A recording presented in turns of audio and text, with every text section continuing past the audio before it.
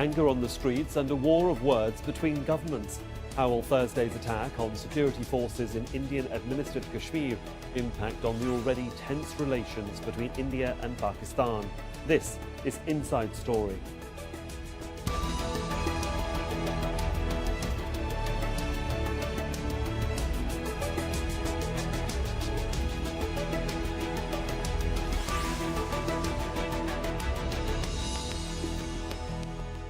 Welcome to the programme. I'm Sahil Rahman. A full-blown crisis is looming between nuclear rivals India and Pakistan. Prime Minister Narendra Modi is promising a fitting response against an attack in Indian-administered Kashmir that killed 44 of its paramilitary forces. Islamabad has condemned the incident and has denied supporting the group thought to be behind it. Laura Burden-Manley has more. Scenes of devastation. Body parts strewn across the Jammu-Srinagar highway in Indian-administered Kashmir. Dozens were killed when a car packed with explosives rammed into a truck that was part of a security convoy. India's Prime Minister Narendra Modi observed a moment of silence to remember the victims before he gave a strong warning. I want to tell the terrorist groups and their patrons that they have committed a huge mistake and they will have to pay a big price for this. It's the worst attack to hit the disputed Himalayan region in 3 decades.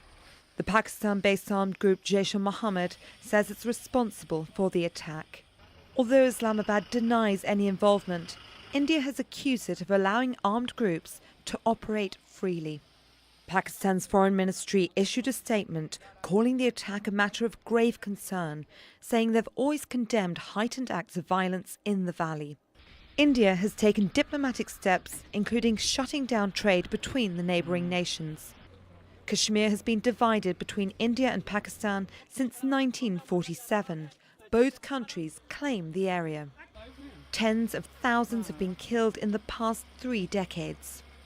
This latest attack targeted a large military convoy. Investigators are still trying to piece together how the armed group was able to strike such a sensitive target. What is the nature of explosion, how it has happened, what led to this explosion, these are all subject of investigation. As India's National Investigation Agency begins its work, activists are on the streets of Indian-administered Kashmir, with many chanting anti-Pakistan slogans. And the government has shut down internet in some areas.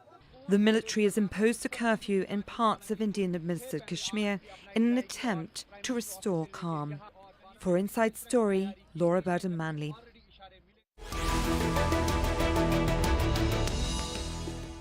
Let's bring in our guests for this edition of Inside Story. From New Delhi, Sreeram Chaulia, Professor and Dean of the Jindal School of International Affairs. In London, Victoria Schofield, a historian who's written a book on the Kashmir conflict. And in Islamabad, Imtiaz Gul, head of the Centre for Research and Security Studies in the capital of Pakistan. Thanks, sir, for joining us here on Inside Story. Sreeram Chaulia, can I come to you first? Relations between India and Pakistan have never really normalised since independence and the subsequent partition of the subcontinent in 1947. In 2019, one can't really see this getting any better in the light of what's happened in the last, 36 hours? That's right, Sohail. I think it's taken on a new dimension. If you could take the historical standpoint, in 1947, it was about territory, and then, it morphed into something else, kind of an independence struggle by some Kashmiri Muslims with the Pakistani support. And now, increasing in the last 2 decades or so or more, we are seeing that it's, the focal point is this jihadist violence and the Indian counterinsurgency against it.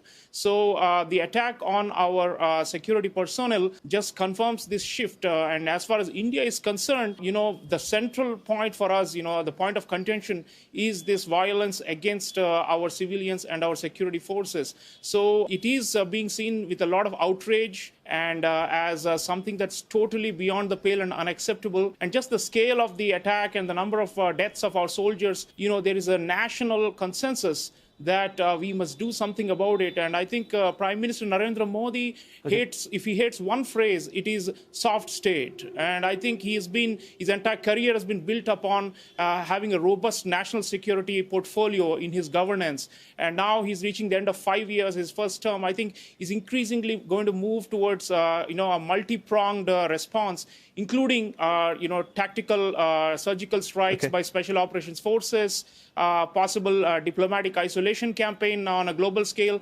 economic punishment, and also lobbying the US to try and prevent Pakistan from getting the IMF bailout that they've been seeking for a long time, and also trying to squeeze the Pakistanis by making up with China, which is of course now the #1 benefactor and in a way an overlord of Pakistan through their investments and loans. Okay, so Mr. Chaulia, let me just interrupt there. Mr. Chaulia, to this problem, and Mr. Chaulia, let me come in there. And looking for a big. Mr. Chaulia, let me come in there. Let me just come in there. I think you've hit a lot of bases there that we need to discuss in depth throughout this whole programme. Let me bring in Victoria Schofield. You heard what our guest in New Delhi had to say, Victoria. You've actually written extensively on the whole Kashmir conflict for many years.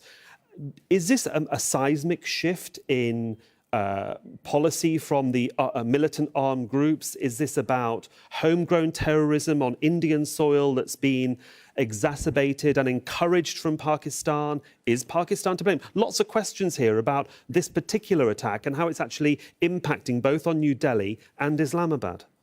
Well, I think there is a certain seismic shift in that signifies yet another nosedive between India and Pakistan. If you're looking at the two countries, there have been several nosedives over the last 30, 40 years, but this is another very significant one.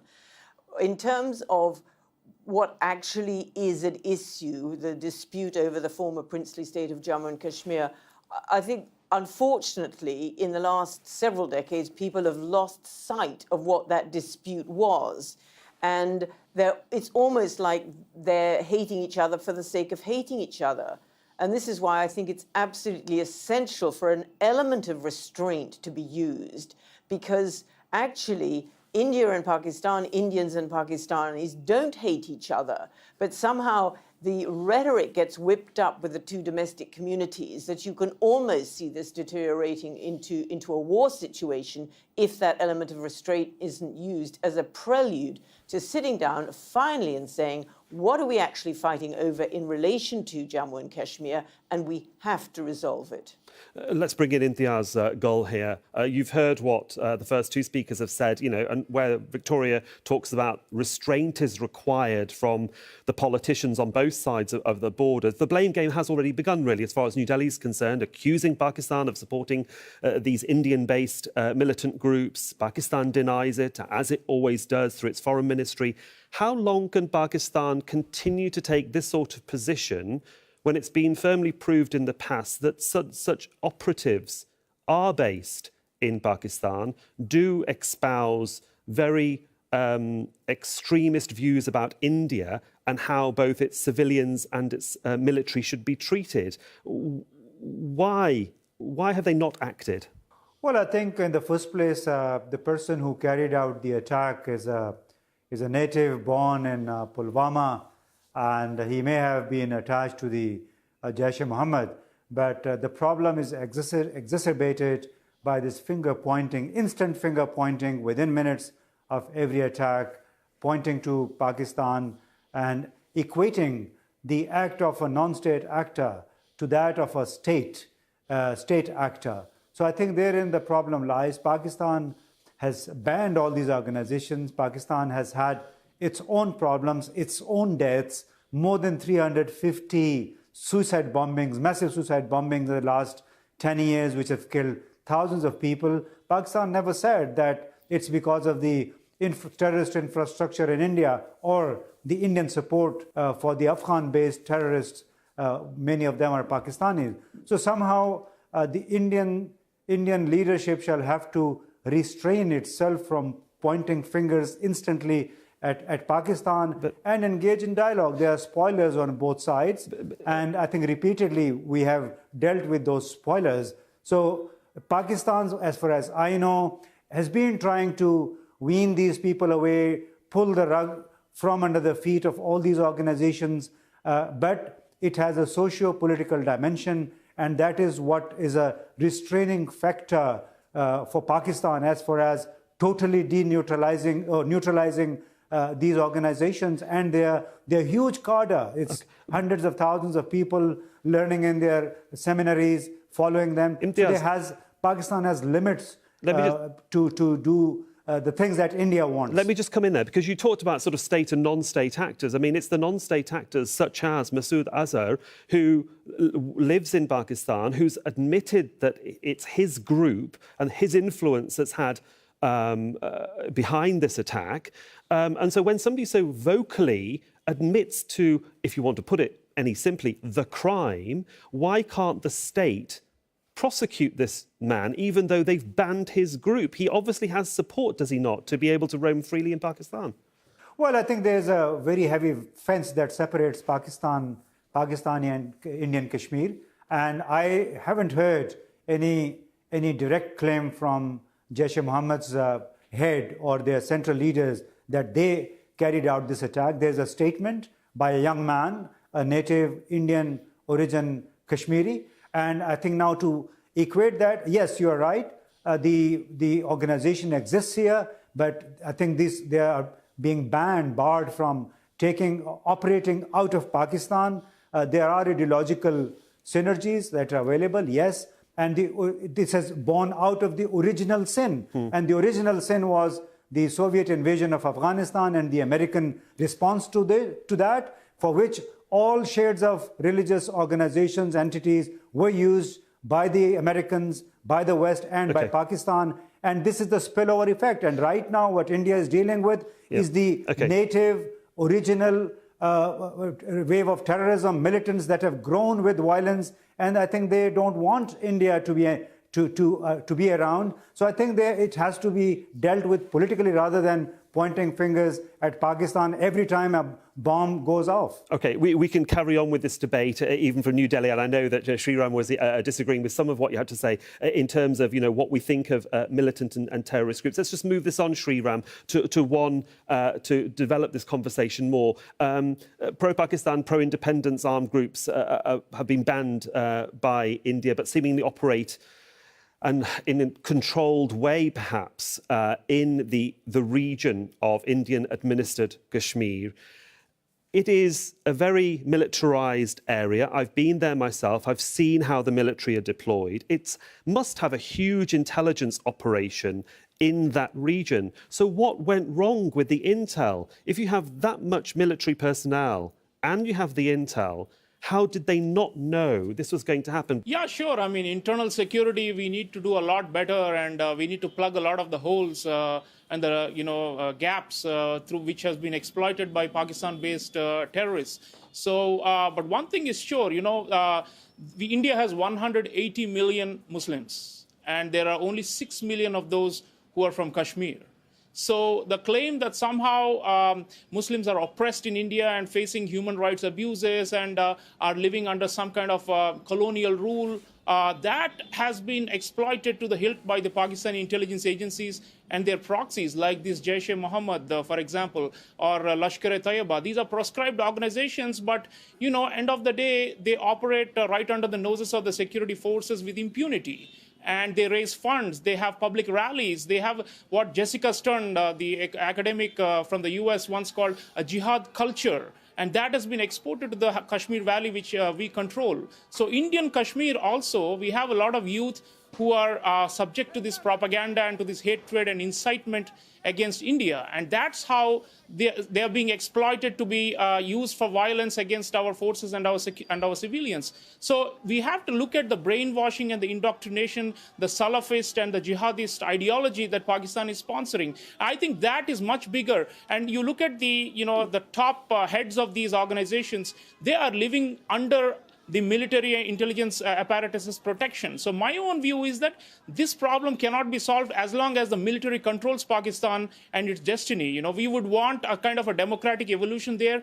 Prime Minister Modi stretched his hand for friendship with Nawaz Sharif, When he was Prime Minister in 2015, he went to Lahore. We tried it out. We extended the hand of friendship, but it was a backstabbing all along. So I think there's a deep sense of betrayal, frustration. People don't want to engage diplomatically. Okay. So with due respect to our friends our co-panelists, I will say that restraint is not an option if you're a victim.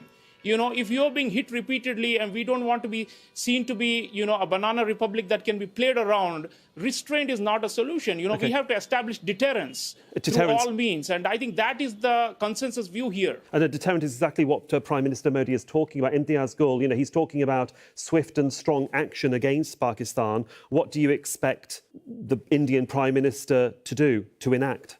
Well, I think a lot of people within India are talking about the failures of the Modi government and for the failure of the Modi government's Kashmir policies, in fact, and that he withdrew the hand of friendship or hand of dialogue from Pakistan.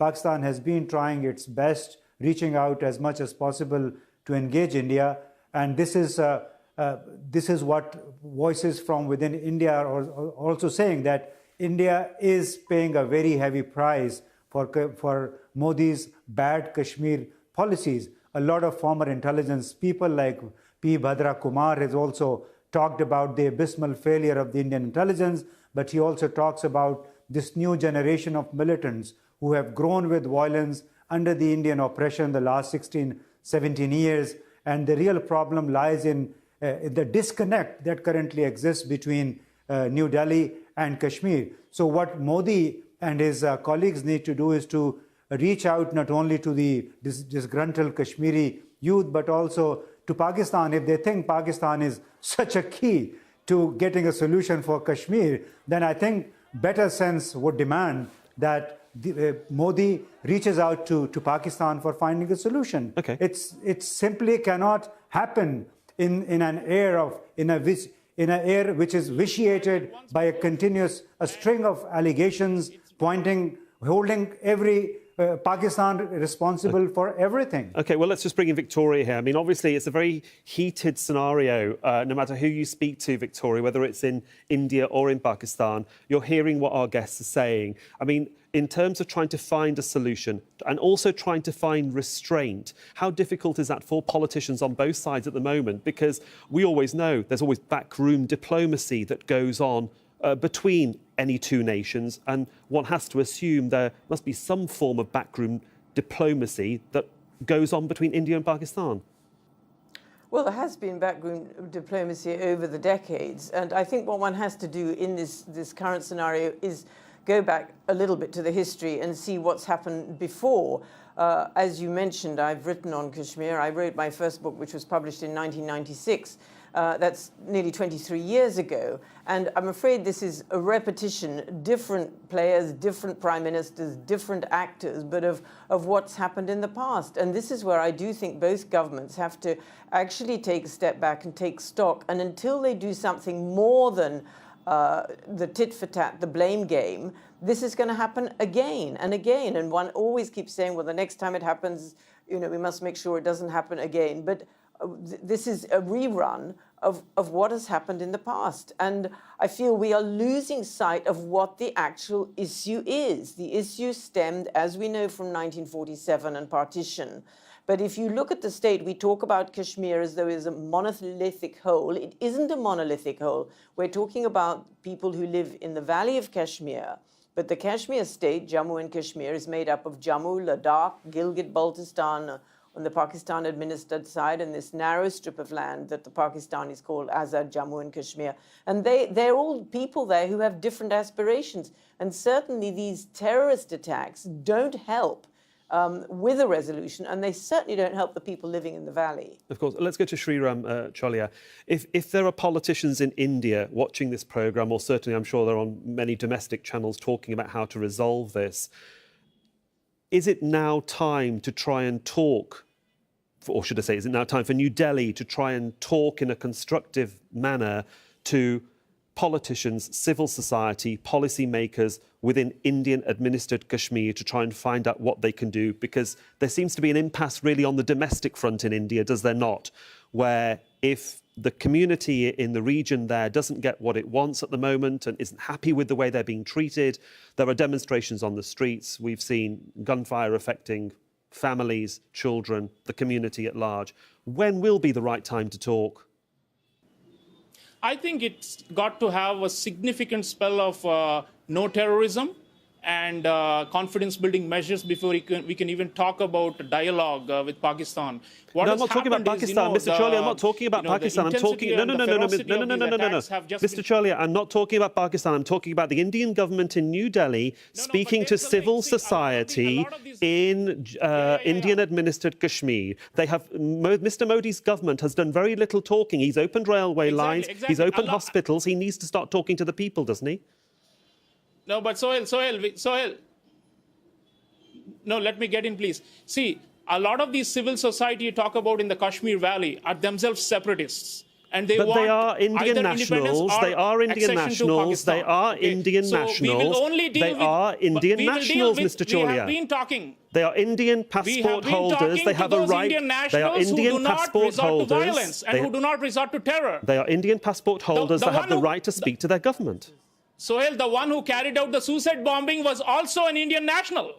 The one who carried out a suicide bombing was also an Indian national. Do you want us to talk to such people? We talk to those who have resorted to non-violence and who are willing to work within the confines of the Indian constitution. And that's the most important point. We have always said, and Prime Minister Modi has maintained it, his predecessors have always said, we are willing to have an internal settlement as long as you drop the secession claim. Because as far as India is concerned, we will not do dialogue with our internal citizens in Kashmir or with Pakistan as long as this claim for revisionism is there. You know, if we are okay with the status quo, if you want to reclaim part of the Pakistan-occupied Kashmir, that's what we are looking at. I don't think India right now or at any time in the past is willing to concede a single inch of territory or make any compromise on this. So I think within that, once Pakistan drops the claim, once the civil society in Kashmir you're talking about are willing to work within the confines of the Indian constitution and India's territorial integrity and live with it. You know, most secessionist movements have died out through settlements for internal autonomy. And we are willing to grant those things as long as Pakistan stays away and as long as the civil society does not go hand in glove in a kind of a soft separatism, which is a kind of creating the justification, the ideological justification for terrorism. I don't want to interrupt you. I know I'm having to because we've come to the end of the programme, but I do want to go back to Victoria in London because Victoria, I know you want to get in and comment on what Mr. Chaulia said, but we are heading towards an Indian general election. And what's happened here could very well play out on a much more larger national scale. I was wondering how you think this is going to play out. And of course, yes, I with think what you've this is the problem.